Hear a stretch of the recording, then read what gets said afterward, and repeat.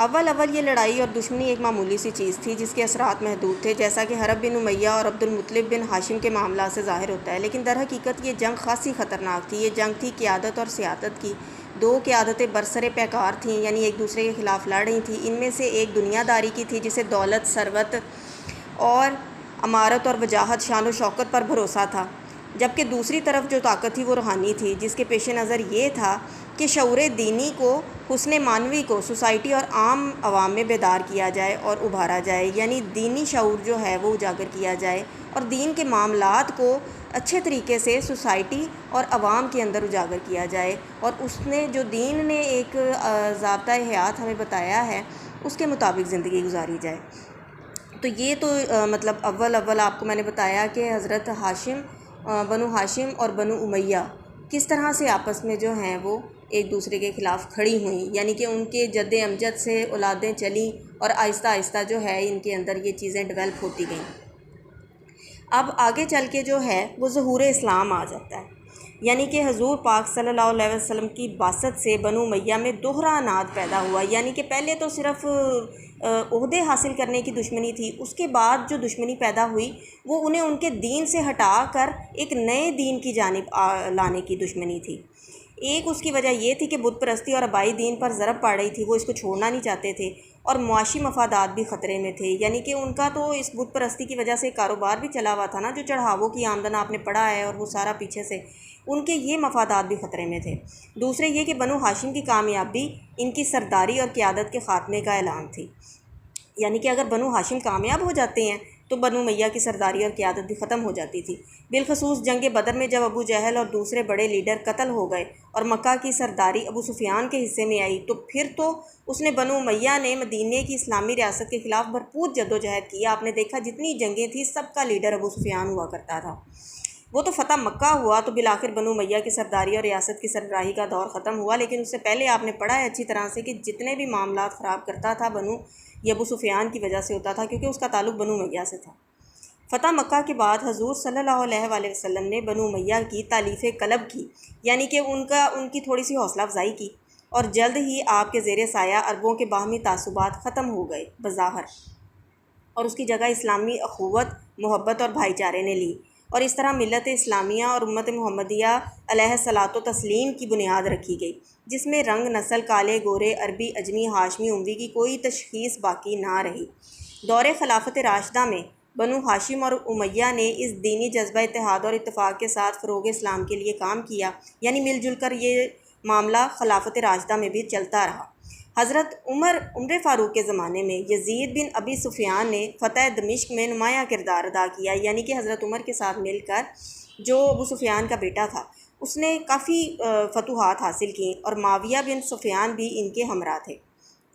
फतूहात हासिल कर रहे थे। उमर फ़ारूक की शहादत के बाद हज़रत उस्मान ज़ुन्नूरैन, हज़ूर पाक सल्लल्लाहु अलैहि वसल्लम की दो बेटियां आपके निकाह में थी, इसलिए इनको इस ज़ुन्नूरैन का खलीफा का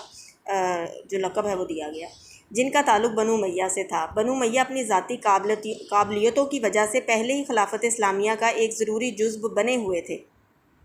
यानी कि हज़ूर पाक सल्लल्लाहु अलैहि वसल्लम ने जब मक्का फ़तह किया उस वक्त से लेके खिलाफत राशिदा तक ये मामला जो लड़ाई झगड़े वाला था ख़त्म हुआ था, ये सिलसिला एक दफ़ा रुका हुआ था। हज़रत उस्मान गनी के खलीफा मुकर्रर हो जाने के बाद इनकी नरम मिजाजी और मरवान बिन अल हकम के इक़्तिदार से फ़ायदा उठाकर बनु मैया ने अपनी ताकत और असर को इस कदर बढ़ा लिया कि वो तमाम आलमे इस्लामी पर छा गए। जब आपको मैंने बताया कि पूरे का पूरा एक पोर्शन है बनु उमैया पर,